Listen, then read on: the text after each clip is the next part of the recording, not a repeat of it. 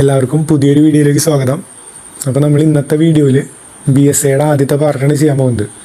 BSA എന്ന് പറയുമ്പോൾ നമ്മുടെ എവിഡൻസ് ആക്ടിന് പകരം വന്ന നിയമമാണ് BSA, അതായത് ഭാരതീയ സാക്ഷി അധിനിയം. ഇതെന്ന് പറയുമ്പോൾ അത്ര വലിയൊരു ടോപ്പിക്കല്ല, നമുക്ക് ഏകദേശം ഒരു 2 വീഡിയോ വെച്ച് കഴിക്കാവുന്ന ടോപ്പിക്കേ ഉള്ളൂ BSAയിൽ. നമുക്ക് സ്പെഷ്യൽ ടോപ്പിക്കിൽ അത്യാവശ്യം വലിയ ടോപ്പിക്കുകളായിരുന്ന നമ്മുടെ BNSഉം BNSSഉം നമ്മൾ കോഴി വെച്ച് തീർത്തിട്ടുണ്ട്. അത് രണ്ടും നമ്മൾ വ്യത്യസ്ത പ്ലേലിസ്റ്റുകളായിട്ട് നമ്മുടെ ചാനലിൽ തന്നെ ആഡാക്കി ഇട്ടിട്ടുണ്ട്. അപ്പോൾ അത് കാണാത്തവരുണ്ടെങ്കിൽ അത് പോയി നോക്കാവുന്നതാണ്. നമുക്ക് ഇന്നത്തെ വീഡിയോയിലേക്ക് കിടക്കാം. നമ്മുടെ എവിഡൻസ് ആക്ടിന് പകരം വന്ന നിയമമാണ് BSA, അതായത് ഭാരതീയ സാക്ഷി അധിനിയം. എന്നിരുന്നാലും നമ്മൾ എവിഡൻസ് ആക്ട് കംപ്ലീറ്റ് ആയിട്ട് പഠിക്കേണ്ടെന്നല്ല, നമുക്ക് ഏകദേശം അതിൻ്റെ ഒരു ചെറിയൊരു എവിഡൻസ് ആക്ട് വേണ്ട, നമുക്കിനി പഠിക്കേണ്ട ആവശ്യമില്ല. എവിഡൻസ് ആക്ടിന് പകരം വന്നതാണ് BSA. പക്ഷെ നമ്മൾ എവിഡൻസ് ആക്ടിൻ്റെ ചെറിയൊരു ബേസിക് അറിഞ്ഞിരിക്കണം. അതെന്താ? എവിഡൻസ് ആക്ടിൻ്റെ ഉപജ്ഞാതാവാണ് ജെയിംസ് സ്റ്റീഫൻ ആയിരുന്നു എവിഡൻസ് ആക്ടിൻ്റെ ഉപജ്ഞാതാവ്. ഇന്ത്യൻ എവിഡൻസ് ആക്ട് പാസ്സാക്കിയത് 1872 മാർച്ച് 15-നാണ്. 1872 മാർച്ച് 15-നാണ് എവിഡൻസ് ആക്ട് പാസ്സാക്കിയത്. എവിഡൻസ് ആക്ട് നിലവിൽ വന്നതാണെന്ന് വെച്ചാൽ 1872 സെപ്റ്റംബർ 1-ന് നിലവിൽ വന്നു, മാർച്ച് 15-ന് പാസ്സാക്കി. ഇന്ത്യൻ എവിഡൻസ് ആക്ടിലെ ആകെ അധ്യായങ്ങൾ 11 അധ്യായങ്ങളാണ് ഉണ്ടായിരുന്നത്. എവിഡൻസ് ആക്ടിൽ ആകെ 11 അധ്യായങ്ങളാണ് ഉണ്ടായിരുന്നത്. ഇന്ത്യൻ എവിഡൻസ് ആക്ട് രൂപം കൊണ്ടപ്പോൾ 167 വകുപ്പുകൾ ഉണ്ടായിരുന്നു, 167 സെക്ഷൻസ് ഉണ്ടായിരുന്നു. എവിഡൻസ് ആക്ട് രൂപം കൊണ്ടപ്പോൾ 167 സെക്ഷൻസ് ഉണ്ടായിരുന്നു. എവിഡൻസ് ആക്ടിൽ ഭാഗങ്ങളുടെ എണ്ണമാണ് 3 ഭാഗങ്ങളാണ് എവിഡൻസ് ആക്ടിൽ ഉണ്ടായിരുന്നത്. എവിഡൻസ് ആക്ടിൽ 3 ഭാഗങ്ങളാണ് ഉണ്ടായിരുന്നത്. ഇനിയുള്ള എക്സാമിനൊന്നും എവിഡൻസ് ആക്ടിൽ നിന്ന് ക്വസ്റ്റ്യൻസ് വരില്ല, നമുക്ക് ഈ BSA എന്നാണ്. കാരണം എവിഡൻസ് ആക്ട് ഇപ്പോൾ നിലവിലില്ലല്ലോ. എന്നിരുന്നാലും നമ്മൾ അതിൻ്റെ ബേസിക്കായിട്ടുള്ള കുറച്ച് കാര്യങ്ങൾ എപ്പോഴായാലും അറിഞ്ഞു വെക്കണം. അഥവാ മുമ്പുണ്ടായിരുന്ന ഒരു നിയമമാണ്, അതെന്തായിരുന്നു നിലവിൽ വന്നത് എന്നൊക്കെ നമ്മുടെ പൊട്ടഭാഗ്യത്തിനൊരു ക്വസ്റ്റ്യൻ വന്നു കഴിഞ്ഞാൽ നമുക്കത് വിട്ട് കളയേണ്ട ആവശ്യമില്ലല്ലോ, 1 മാർക്ക് വെറുതെ കളയേണ്ട ആവശ്യമില്ലല്ലോ. അപ്പോൾ ഏകദേശം ഇത്രയും ബേസ് ആയിട്ടുള്ള സംഭവങ്ങൾ ഒന്ന് അറിഞ്ഞു വയ്ക്കുക. ഇനി നമുക്ക് BSA തുടങ്ങാം. ഭാരതീയ സാക്ഷി അധിനിയം 2023. അപ്പോൾ നിങ്ങൾ നമ്മൾ ഓരോ നിയമങ്ങൾ പഠിക്കുമ്പോഴും അതിൻ്റെ കൂടെ ആ പേരിൻ്റെ കൂടെ തന്നെ ആ കൊല്ലം കൂടെ പറഞ്ഞു പഠിക്കുക. NDPS 1985 അങ്ങനെ പറഞ്ഞു പഠിക്കുക. അതായത് NDPS നിയമം നിലവിൽ വന്ന 1985. അപ്പോൾ NDPS 1985, പോക്സോ 2012, IT ആക്ട് 2000, അങ്ങനെ നമ്മൾ എല്ലാ ആക്ടുകളുടെയും അതിൻ്റെ കൊല്ലം കൂടെ ആ ആക്ടുകളുടെ കൂടെ പറഞ്ഞ് പഠിച്ചു കഴിഞ്ഞാൽ നമുക്ക് കുറച്ചും കൂടെ കൊല്ലം ആലോചിക്കാനായിട്ട് ഒരു എളുപ്പമുണ്ടായിരിക്കും. ആ പേര് പറയുമ്പോൾ നമ്മൾ ഓട്ടോമാറ്റിക്കായിട്ട് നമ്മുടെ വായിൽ നിന്ന് വരണം ആ കൊല്ലം കൂടെ. ഇവിടെ ഭാരതീയ സാക്ഷി അധിനിയം 2023 കേട്ടോ, 2023 പഠിക്കുക. ഭാരതീയ സാക്ഷി അധിനിയം 2023. ഭാരതീയ സാക്ഷ്യ അധിനിയം ബില്ല് 2023 ആദ്യമായി ലോകസഭയിൽ അവതരിപ്പിച്ച വർഷമാണ് 2023 ഓഗസ്റ്റ് 11. 2023 ഓഗസ്റ്റ് 11-നാണ് ആദ്യമായിട്ട് ഇത് ലോകസഭയിൽ അവതരിപ്പിക്കുന്നത്. ആദ്യമായിട്ടാണ്, അത് ആലോചിച്ച് വയ്ക്കുക. ആദ്യമായിട്ട് ലോകസഭയിൽ അവതരിപ്പിക്കുന്നത് 2023 ഓഗസ്റ്റ് 11-ന്. ആരായിരുന്നു ആദ്യമായിട്ട് ഇത് ലോകസഭയിൽ അവതരിപ്പിച്ചത്? അമിത്ഷായാണ്, നമ്മുടെ കേന്ദ്ര ആഭ്യന്തരമന്ത്രിയാണ് അമിത്ഷാ. അപ്പോൾ അമിത്ഷായാണ് ഇത് ആദ്യമായിട്ട് ലോകസഭയിൽ അവതരിപ്പിച്ചത്. ഈ ബില്ല് ലോകസഭയിൽ അവതരിപ്പിച്ചതിന് ശേഷം അത് സ്റ്റാൻഡിംഗ് കമ്മിറ്റിക്ക് സ്റ്റഡിക്കായിട്ട് വിട്ടു, സ്റ്റാൻഡിംഗ് കമ്മിറ്റിക്ക് പഠനത്തിനായിട്ട് വിട്ടു. അതെന്നായിരുന്നു? 2023 ഓഗസ്റ്റ് 11-ന് തന്നെ ലോകസഭയിൽ അവതരിപ്പിച്ച അന്ന് തന്നെ സ്റ്റാൻഡിംഗ് കമ്മിറ്റിക്ക് വിട്ടു. അപ്പോൾ 2023 ഓഗസ്റ്റ് 11-ന് ആദ്യമായിട്ട് ലോകസഭയിൽ അവതരിപ്പിച്ചു. പിന്നെ അന്ന് തന്നെയാണ് അത് സ്റ്റാൻഡിംഗ് കമ്മിറ്റിക്ക് വിറ്റത്. സ്റ്റാൻഡിംഗ് കമ്മിറ്റിക്ക് സ്റ്റഡിക്കായിട്ട് അത് വിട്ടുകൊടുത്തത് 2023 ഓഗസ്റ്റ് 11-ന് തന്നെ. അതിനുശേഷം ഈ സ്റ്റാൻഡിംഗ് കമ്മിറ്റി സ്റ്റഡിയൊക്കെ കഴിഞ്ഞിട്ട് ഒരു റിപ്പോർട്ട് സമർപ്പിച്ചു. അതെന്നായിരുന്നു? 2023 നവംബർ 10-ന്. 2023 നവംബർ 10-ന് ഈ സ്റ്റാൻഡിംഗ് കമ്മിറ്റി റിപ്പോർട്ട് സമർപ്പിച്ചു. ഈ റിപ്പോർട്ടിൻ്റെ അടിസ്ഥാനത്തിൽ ആദ്യം അവതരിപ്പിച്ച ഭാരതീയ സാക്ഷി ബില്ല് ലോകസഭയിൽ നിന്നും പിൻവലിച്ചു. ആദ്യം അവതരിപ്പിച്ച ഭാരതീയ സാക്ഷി ബില്ല് ലോകസഭയിൽ നിന്ന് പിൻവലിച്ചു. അതെന്നായിരുന്നു പിൻവലിച്ചത്? 2023 ഡിസംബർ 12-ന് ലോകസഭയിൽ നിന്ന് പിൻവലിച്ചു. ആദ്യം അവതരിപ്പിച്ച ബില്ല് ലോകസഭയിൽ നിന്ന് പിൻവലിച്ചത് 2023 ഡിസംബർ 12-ന്. അതിനുശേഷം ആദ്യം പിൻവലിച്ചു, അതിനുശേഷം രണ്ടാമതും ഈ ബില്ല് ഈ സ്റ്റാൻഡിംഗ് കമ്മിറ്റിയുടെ റെക്കമെൻഡേഷനുകൾ അംഗീകരിച്ചുകൊണ്ട് രണ്ടാമതും ഈ ബില്ല് ലോക്സഭയിൽ അവതരിപ്പിച്ചു. അതെന്നായിരുന്നു? ഈ പിൻവലിച്ച ദിവസം തന്നെ ലോക്സഭയിൽ രണ്ടാമത് അവതരിപ്പിച്ചു. അതായത് 2023 ഡിസംബർ 12 തന്നെ രണ്ടാമതും ഈ ബില്ല് ലോക്സഭയിൽ അവതരിപ്പിച്ചു. അപ്പോൾ രണ്ടാമത് അവതരിപ്പിച്ച സ്ഥിതിക്ക് അതിനി പാസ്സാക്കാണ്ട് വിടാൻ പറ്റില്ല. അപ്പോൾ ലോക്സഭ ബില്ല് പാസ്സാക്കിയ വർഷമാണ് 2023 ഡിസംബർ 20. രണ്ടാമത് ബില്ല് അവതരിപ്പിച്ചതെന്നാ 2023 ഡിസംബർ 12. അതിനുശേഷം 8 ദിവസം കഴിഞ്ഞിട്ട് ലോക്സഭ ഈ ബില്ല് പാസ്സാക്കി എന്ന് ആലോചിക്കുക. 8 ദിവസം കഴിഞ്ഞിട്ട് ലോക്സഭ ഈ ബില്ല് പാസ്സാക്കി. അതായത് 2023 ഡിസംബർ 20 പാസ്സാക്കി. രാജ്യസഭ എന്നാ പാസ്സാക്കി? പിറ്റേ ദിവസം ഡിസംബർ 20 ലോക്സഭ പാസ്സാക്കി, ഡിസംബർ 21 രാജ്യസഭ പാസ്സാക്കി. ഭാരതീയ സാക്ഷ്യ ബില്ല് രാഷ്ട്രപതി ഒപ്പുവെച്ചത് നമ്മൾ പഠിച്ചിട്ടുണ്ടായിരുന്നു. ക്രിസ്മസിൻ്റെ അന്ന് രാഷ്ട്രപതി വീട്ടിലേക്കൊന്നും പോകാണ്ട് ഇത് ഒപ്പിടാനിരിക്കായിരുന്നു എന്ന് നമ്മൾ പഠിച്ചു. അപ്പോൾ എന്നാൽ രാഷ്ട്രപതി ഒപ്പുവെച്ചത് 2023 ഡിസംബർ 25 2023 ഡിസംബർ 25 രാഷ്ട്രപതി ഈ ബില്ലിൽ ഒപ്പുവെച്ചു. രാഷ്ട്രപതി ഒപ്പുവെച്ച് കഴിഞ്ഞാൽ ഇതൊരു നിയമമായിട്ട് മാറും അല്ലേ?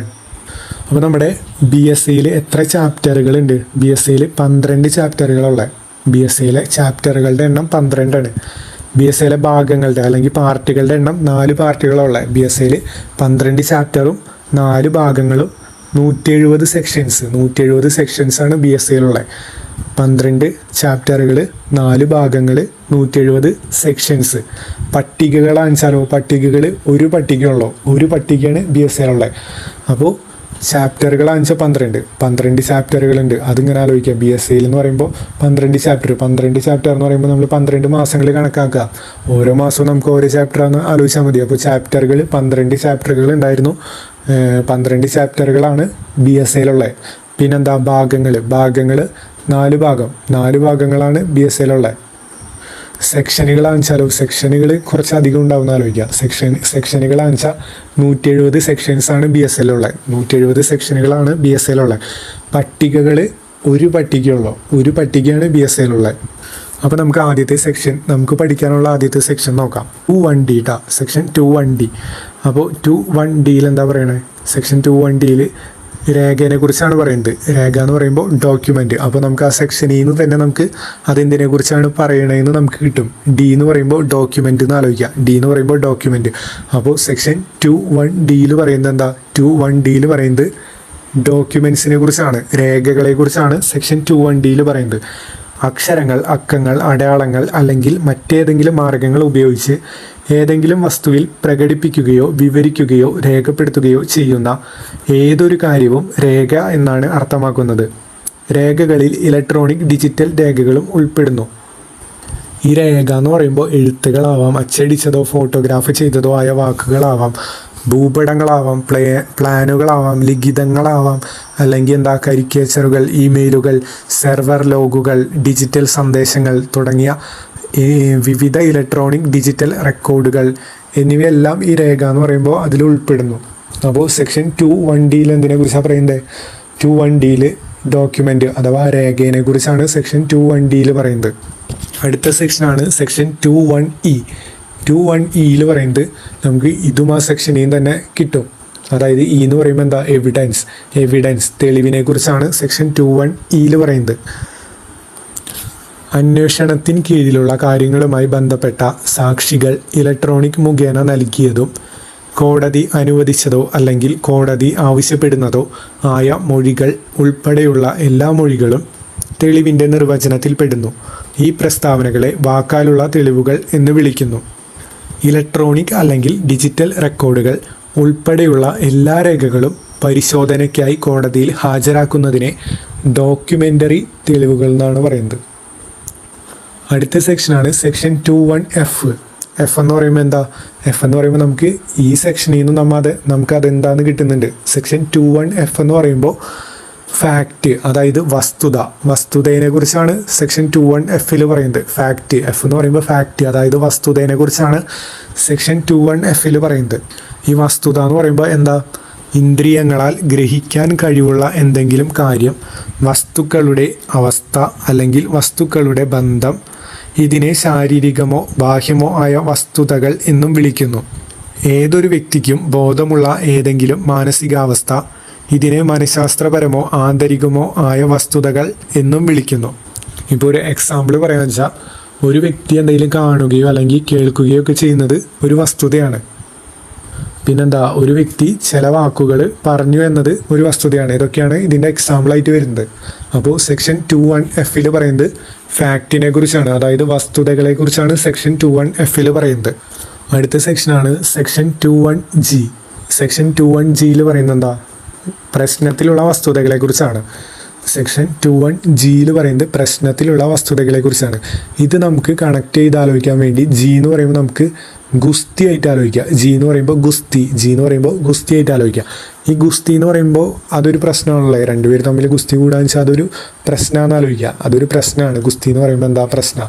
അപ്പോൾ എന്താ, പ്രശ്നത്തിലുള്ള വസ്തുതകളെ കുറിച്ചാണ് സെക്ഷൻ 2(1)(g) പറയുന്നത്. പ്രശ്നത്തിലുള്ള വസ്തുതകളെ കുറിച്ചാണ് സെക്ഷൻ 2(1)(g) പറയുന്നത്. ഇതിനൊരു എക്സാമ്പിൾ പറയാന്ന് വെച്ചാൽ, ബിയുടെ കൊലപാതകത്തിൽ എ പ്രതിയാണ്. അദ്ദേഹത്തിൻ്റെ വിചാരണയിൽ ഇനി പറയുന്ന വസ്തുതകൾ പ്രശ്നത്തിലായേക്കാം. എന്തൊക്കെയാണ് ആ വസ്തുതകൾ? ബിയുടെ മരണത്തിന് എ കാരണമായത് ഒരു വസ്തുതയാണ്. ബിയുടെ മരണത്തിന് കാരണമാക്കാൻ എ എന്തുകൊണ്ടാണ് ഉദ്ദേശിച്ചത്? ബിയുടെ മരണത്തിന് കാരണമാക്കാൻ എ ഉദ്ദേശിച്ചത് ഒരു വസ്തുതയാണ്. പിന്നെന്താ, ബിയിൽ നിന്നും എക്ക് ഗുരുതരമായതും പെട്ടെന്നുള്ളതുമായ പ്രകോപനം ലഭിച്ചു. അപ്പോൾ അതും ഒരു വസ്തുതയാണ്. ഈ ബിയിൽ നിന്ന് എക്ക് ഗുരുതരമായതും പെട്ടെന്നുള്ള ഒരു പ്രകോപനം ലഭിച്ചതുകൊണ്ടാണ് എ ബീനെ കൊന്നതെന്ന് വിചാരിക്കുക. അപ്പോൾ അതും ഒരു വസ്തുതയാണ്. ഈ പ്രശ്നത്തിലുള്ള വസ്തുതകളുടെ പ്രസക്തിനെ കുറിച്ചാണ് സെക്ഷൻ 2(1)(g) പറയുന്നത്. ജി എന്ന് പറയുമ്പോൾ എന്താ, ഗുസ്തി ആയിട്ട് ആലോചിച്ചു. ഗുസ്തി എന്ന് പറയുമ്പോൾ രണ്ടുപേർ തമ്മിലുള്ള ഗുസ്തി എന്ന് പറയുമ്പോൾ അതൊരു പ്രശ്നമാണെന്ന് ആലോചിച്ചു. അപ്പോൾ പ്രശ്നത്തിലുള്ള വസ്തുതകളെ കുറിച്ചാണ് സെക്ഷൻ 2(1)(g) പറയുന്നത്. പിന്നെന്താ, എ ബിയുടെ മരണത്തിന് കാരണമായ പ്രവൃത്തി ചെയ്യുന്ന സമയത്ത് മനസ്സിൻ്റെ അസ്വാസ്ഥ്യം കാരണം ആ കൃത്യത്തിൻ്റെ സ്വഭാവം അറിയാൻ കഴിവില്ലായിരുന്നു. അതും ആ പ്രശ്നത്തിലെ ഒരു വസ്തുതയാണ്. എന്താ, ഇപ്പോൾ എ ബീനെ കൊന്നു എന്ന് പറഞ്ഞു. എ ബീനെ കൊന്നു, പക്ഷേ എക്ക് മെൻ്റലി സ്റ്റേബിൾ ആയിരുന്നില്ല. അയാൾക്ക് ആ കുറ്റകൃത്യത്തിൻ്റെ ഗൗരവം അല്ലെങ്കിൽ അയാൾ ചെയ്യുന്നത് എന്താണെന്ന് മനസ്സിലാക്കാനുള്ള ഒരു മാനസിക നില അയാൾക്കില്ലായിരുന്നു. അത് ആ പ്രശ്നത്തിലെ ഒരു വസ്തുതയാണ്. ഇതൊക്കെയാണ് പ്രശ്നത്തിലെ വസ്തുതകളെ എന്ന് പറയുമ്പോൾ ഇതിൽ ഉദ്ദേശിക്കുന്നത് സെക്ഷൻ 2(1)(g). ഓക്കെ, അടുത്ത സെക്ഷനാണ് സെക്ഷൻ 2(1)(k). സെക്ഷൻ 2(1)(k) പറയുന്നത് പ്രസക്തമായതിനെക്കുറിച്ചാണ്. കെ എന്ന് പറയുമ്പോൾ നമ്മൾ കെട്ടിപ്പിടിക്കാന്ന് ആലോചിക്കുക. കെ എന്ന് പറയുമ്പോൾ കെട്ടിപ്പിടിക്കുക. നമ്മൾ എന്തിനെ കെട്ടിപ്പിടിക്കുക? നമുക്ക് പ്രസക്തമായ ആൾക്കാരെയാണ് നമ്മൾ കെട്ടിപ്പിടിക്കുള്ളൂ, അല്ലാണ്ട് തോന്നിയവരൊന്നും കെട്ടിപ്പിടിക്കില്ലല്ലോ. അപ്പോൾ നമുക്ക് പ്രസക്തമായ ആൾക്കാരെയാണ് നമ്മൾ കെട്ടിപ്പിടിക്കുള്ളൂ എന്ന് ആലോചിക്കുക. അപ്പോൾ പ്രസക്തമായതിനെക്കുറിച്ചാണ് സെക്ഷൻ 2(1)(k) പറയുന്നത്. ഭാരതീയ സാക്ഷ്യ അധിനിയം ആക്ടിൻ്റെ വസ്തുതകളുടെ പ്രസക്തിയെക്കുറിച്ചുള്ള വ്യവസ്ഥകൾ വിവരിച്ചിരിക്കുന്ന ഏതെങ്കിലും വിധത്തിൽ ഒരു വസ്തുത മറ്റൊന്നുമായി ബന്ധപ്പെട്ടിട്ടുണ്ടെങ്കിൽ ആ വസ്തുത മറ്റൊന്നുമായി പ്രസക്തമാണെന്ന് പറയാം. ഇതാണ് ഈ സെക്ഷനിൽ ഉദ്ദേശിക്കുന്നത്. എന്തെങ്കിലും ഒരു കാര്യം വേറൊരു വസ്തുതയായിട്ട് ബന്ധപ്പെട്ടിട്ടുണ്ടെങ്കിൽ ആ വസ്തുത മറ്റേ കാര്യമായിട്ട് പ്രസക്തമാണെന്ന് പറയാം.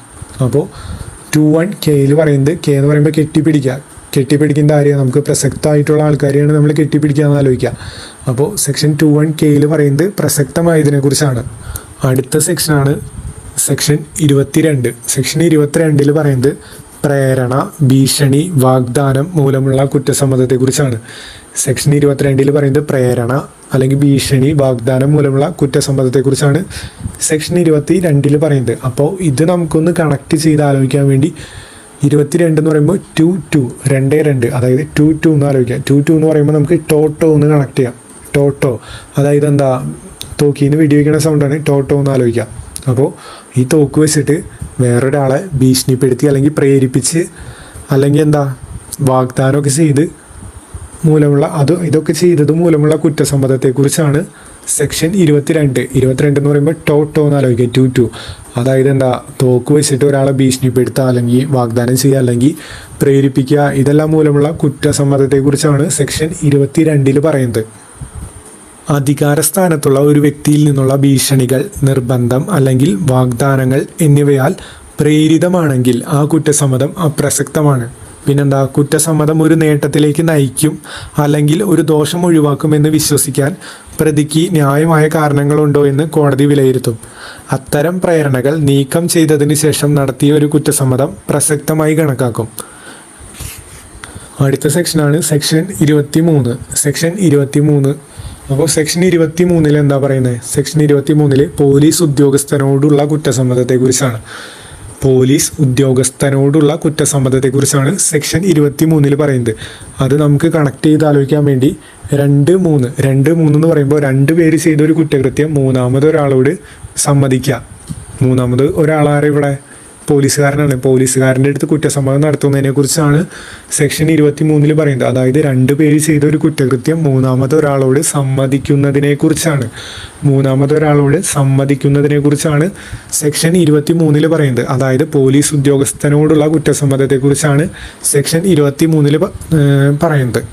ഒരു പോലീസ് ഉദ്യോഗസ്ഥനോട് നടത്തുന്ന കുറ്റസമ്മതം ഏതെങ്കിലും കുറ്റകൃത്യത്തിൽ കുറ്റാരോപിതനായ ഒരു വ്യക്തിക്കെതിരെ തെളിവായി ഉപയോഗിക്കാൻ പാടില്ല. പിന്നെന്താ, ഒരു പോലീസ് ഉദ്യോഗസ്ഥൻ്റെ കസ്റ്റഡിയിലായിരിക്കുമ്പോൾ ഒരു വ്യക്തി നടത്തിയ കുറ്റസമ്മതം ഒരു മജിസ്ട്രേറ്റിൻ്റെ ഉടനടി സാന്നിധ്യത്തിൽ നടത്താത്ത പക്ഷം അത് അയാൾക്കെതിരെ തെളിയിക്കപ്പെടില്ല. അപ്പോൾ നമ്മൾ കുറേ സന്ദർഭങ്ങൾ കണ്ടിട്ടുണ്ട്. ഇപ്പോൾ പോലീസുകാരുടെ മുന്നിൽ കുറ്റസമ്മതം നടത്തിയാലും ഇപ്പോൾ ഇവർ അത് കോടതിയിൽ വെച്ച് മൊഴി മാറ്റി പറഞ്ഞു കഴിഞ്ഞാൽ പോലീസുകാരുടെ മുന്നിൽ വെച്ച് പറയുന്നത് ഒന്നുമല്ല, അത് ഒറിജിനലായിട്ട് അവർക്കെതിരെ തന്നെ ഒരു തെളിവായിട്ട് ഉപയോഗിക്കാൻ പറ്റില്ല. അപ്പോൾ അങ്ങനെ ഉള്ള കുറേ സന്ദർഭങ്ങൾ നമ്മൾ കണ്ടിട്ടുണ്ട്. ഓക്കെ, അപ്പോൾ പോലീസ് ഉദ്യോഗസ്ഥനോടുള്ള കുറ്റസമ്മതത്തെക്കുറിച്ചാണ് സെക്ഷൻ 23 പറയുന്നത്. അതായത് 2 പേര് ചെയ്തൊരു കുറ്റകൃത്യം മൂന്നാമതൊരാളോട് സമ്മതിക്കുക. മൂന്നാമതൊരാളെന്ന് പറയുന്നത് ഇവിടെ പോലീസുകാരനാണ്. അപ്പോൾ മൂന്നാമതൊരാളോട് സമ്മതിക്കുന്നതാണ് സെക്ഷൻ 23 പറയുന്നത്. പോലീസ് ഉദ്യോഗസ്ഥനോടുള്ള കുറ്റസമ്മതത്തെക്കുറിച്ചാണ് സെക്ഷൻ 23 പറയുന്നത്. അടുത്ത സെക്ഷനാണ് സെക്ഷൻ 24. സെക്ഷൻ 24 പറയുന്നത് തെളിയിക്കപ്പെട്ട കുറ്റസമ്മത മൊഴിയുടെ പരിഗണന അത് ചെയ്യുന്ന വ്യക്തിയെയും ഒരേ കുറ്റത്തിന് സംയുക്തമായി വിചാരണ ചെയ്യപ്പെടുന്ന മറ്റുള്ളവരെയും ബാധിക്കുന്നു. അതായത് 2 പേര് നമുക്കിത് കണക്ട് ചെയ്ത് ആലോചിക്കാൻ വേണ്ടി 2 പേര് കുറ്റസമ്മതം നടത്തിയാലും, അതായത് 2 പേര് തുറന്നു പറഞ്ഞു ഞങ്ങളുടെ കൂടെ വേറെ ആൾക്കാരുണ്ടായിരുന്നു അവരും ഇങ്ങനെ ചെയ്തിട്ടുണ്ടെന്നൊക്കെ പറഞ്ഞു കഴിഞ്ഞാലും 4 പേരും പെടും എന്ന് ആലോചിച്ചാൽ മതി. 2 പേര് തുറന്നു പറഞ്ഞാലും 4 പേരും പെടും. അപ്പോൾ 2-4 24 എന്താ പറയണേ? തെളിയിക്കപ്പെട്ട കുറ്റസമ്മത മൊഴിയുടെ പരിഗണന അത് ചെയ്യുന്ന വ്യക്തിയെയും ഒരേ കുറ്റത്തിന് സംയുക്തമായി വിചാരണ ചെയ്യപ്പെടുന്ന മറ്റുള്ളവരെയും ബാധിക്കുന്നു. 2 പേര് തുറന്നു പറഞ്ഞാലും 4 പേരും പെടുന്ന ആലോചിക്കാം. 2-4. അപ്പോൾ 2-4 അത് അങ്ങനെ കണക്ട് ചെയ്ത് നമുക്ക് ആലോചിക്കാം. ഒരാൾ കുറ്റസമ്മതം നടത്തുകയും മറ്റുള്ളവരെ പ്രതിയാക്കുകയും ചെയ്താൽ കുറ്റസമ്മതം നടത്തിയ ആൾക്കെതിരെ മാത്രമല്ല വിചാരണയിൽ ഉൾപ്പെട്ട മറ്റുള്ളവർക്കെതിരെയും കോടതിക്ക് ഈ കുറ്റസമ്മതം പരിഗണിക്കാമെന്നാണ് ഇതിൽ പറയുന്നത്. അടുത്ത സെക്ഷനാണ് സെക്ഷൻ 26. സെക്ഷൻ 26 പറയുന്നത് മരിച്ചു പോവുകയോ കണ്ടെത്താൻ സാധിക്കുകയോ മറ്റോ ചെയ്യുന്ന ആളുടെ മൊഴിയുടെ പ്രസക്തിയെ കുറിച്ചാണ്. മരിച്ചു പോവുകയോ കണ്ടെത്താൻ സാധിക്കാതിരിക്കുകയോ ചെയ്യുന്ന ആളുടെ മൊഴിയുടെ പ്രസക്തിയെ കുറിച്ചാണ് സെക്ഷൻ 26 പറയുന്നത്. ഇതപ്പോൾ നമുക്ക് കണക്ട് ചെയ്ത് ആലോചിക്കാൻ വേണ്ടി നമ്മൾ BNS പഠിച്ചപ്പോൾ എന്താ പഠിച്ചത്? BNSൽ പൊതുവായ ഒഴിവാക്കലുകളിൽ നമ്മൾ സെക്ഷൻ 25 എന്ത് പഠിച്ചു? സെക്ഷൻ 25 ഇപ്പോൾ ഗെയിം കളിക്കുമ്പോൾ അതിൽ എന്തെങ്കിലും ഒരാൾക്ക് പരിക്ക് പറ്റി കഴിഞ്ഞാൽ അത് കുറ്റകരമല്ല എന്ന് പറയുന്നുണ്ട്. അതായത് ഇപ്പോൾ എന്താ ബോക്സിങ്ങിൽ ആ ഒരു ഗെയിമിൽ എതിരെ നിൽക്കുന്ന ആൾക്ക് പരിക്ക് പറ്റാൻ സാധ്യതയുണ്ട്. അപ്പോൾ അങ്ങനെ ഒരു പരിക്ക് പറ്റി കഴിഞ്ഞാൽ അത് കുറ്റമാവില്ല എന്നാണ് സെക്ഷൻ 25 പറയുന്നത്. അപ്പോൾ നമ്മളെങ്ങനെ പഠിച്ചത്? 25-ാമത്തെ വയസ്സിൽ ഗെയിം കളിച്ച് നടന്നു, 26-ാമത്തെ വയസ്സിൽ ഡോക്ടറായി എന്ന് നമ്മൾ പഠിച്ചു. BNSൽ അങ്ങനെ പഠിച്ചു നമ്മൾ. 26-ാമത്തെ വയസ്സിൽ ഡോക്ടറായി. അതായത് എന്താ, ഒരു വ്യക്തിയുടെ ഗുണത്തിനായിട്ട് സമ്മതപൂർവ്വം ചെയ്യുന്ന പ്രവൃത്തി കുറ്റകരമല്ല. അതായത് ഡോക്ടർമാരൊക്കെ ഓപ്പറേഷൻ ചെയ്യുമ്പോൾ ഒരു രോഗി മരണപ്പെട്ടാലും അത് കുറ്റകരമായിട്ട് കണക്കാക്കാൻ പറ്റില്ല എന്ന് സെക്ഷൻ 26 നമ്മൾ BNSൽ പഠിച്ചു. അപ്പോൾ 25-ാമത്തെ വയസ്സിൽ ഗെയിം കളിച്ച് നടന്നു, 26-ാമത്തെ വയസ്സിൽ ഡോക്ടറായി എന്നൊക്കെ BNSൽ നമ്മൾ പഠിച്ചിട്ടുണ്ടായിരുന്നു. ആ സെക്ഷനോട് നമുക്ക് കണക്ട് ചെയ്ത് ഇതും പഠിക്കാം. അപ്പോൾ ഇതിൽ സെക്ഷൻ 26 എന്ന് പറയുമ്പോൾ നമ്മുടെ ഡോക്ടർ ഒരു സർജറി ചെയ്തിട്ട് ഒരാൾ മരിച്ചു എന്ന് പറഞ്ഞു. നമ്മൾ BNSലെ ഡോക്ടർ സർജറി ചെയ്തിട്ട് ഒരാൾ മരിച്ചു എന്ന് പറഞ്ഞു. അപ്പോൾ ആ മരിച്ച ആളുടെ മൊഴിയുടെ പ്രസക്തിനെ കുറിച്ചാണ് സെക്ഷൻ 26 ഇവിടെ പറയുന്നത്. അങ്ങനെ നമുക്ക് കണക്ട് ചെയ്തെടുക്കാം. ആ മരിച്ച ആളുടെ മൊഴിയുടെ പ്രസക്തിനെ കുറിച്ചാണ് ഇവിടെ BSAയിൽ പറയുന്നത്. BSAയിൽ 26 മരണപ്പെട്ടതോ അല്ലെങ്കിൽ കാണാതായ ആളുടെയോ മൊഴിയുടെ പ്രസക്തിയെ കുറിച്ചാണ് സെക്ഷൻ 26 പറയുന്നത്. അപ്പോൾ നമുക്കത് ആ BNS ആയിട്ട് കണക്ട് ചെയ്ത് കഴിഞ്ഞാൽ നമുക്ക് പെട്ടെന്ന് കിട്ടും. ആ ഡോക്ടർ സർജറി ചെയ്തിട്ട് മരിച്ചു പോയ ആളുടെ മൊഴിയുടെ പ്രസക്തിയെ കുറിച്ചാണ് സെക്ഷൻ 26 ഇവിടെ പറയുന്നതെന്ന് നമുക്ക് ആലോചിച്ചെടുത്താൽ മതി.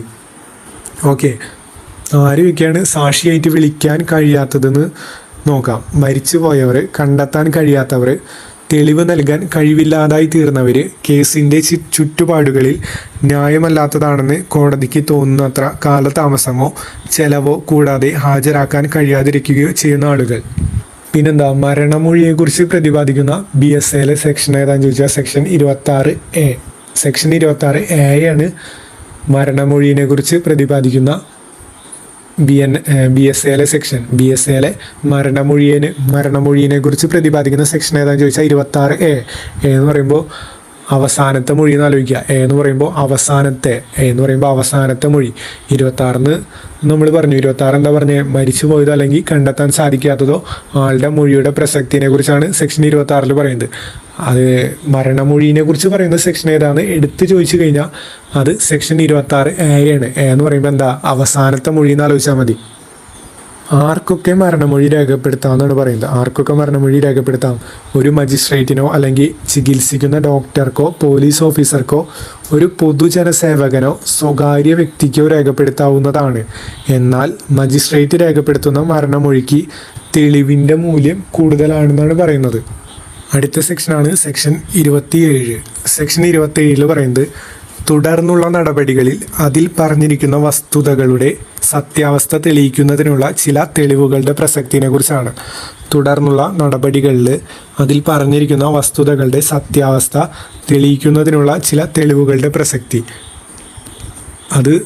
അതായത് നമുക്ക് ഒരു കേസിൽ ഒരു സാക്ഷി നൽകിയ തെളിവുകൾ അല്ലെങ്കിൽ തെളിവെടുക്കാൻ നിയമം അനുശാസിക്കുന്ന ഏതെങ്കിലും വ്യക്തിയുടെ മുമ്പാകെ സാക്ഷി നൽകിയ തെളിവുകൾ, ആ തെളിവ് പിന്നീടുള്ള കോടതി കേസിലോ അതേ കേസിൻ്റെ പിന്നീടുള്ള ഘട്ടത്തിലോ സാക്ഷി പറഞ്ഞതിൻ്റെ സത്യാവസ്ഥ തെളിയിക്കാൻ താഴെ പറയുന്ന സന്ദർഭങ്ങൾ ഉപയോഗിക്കാം.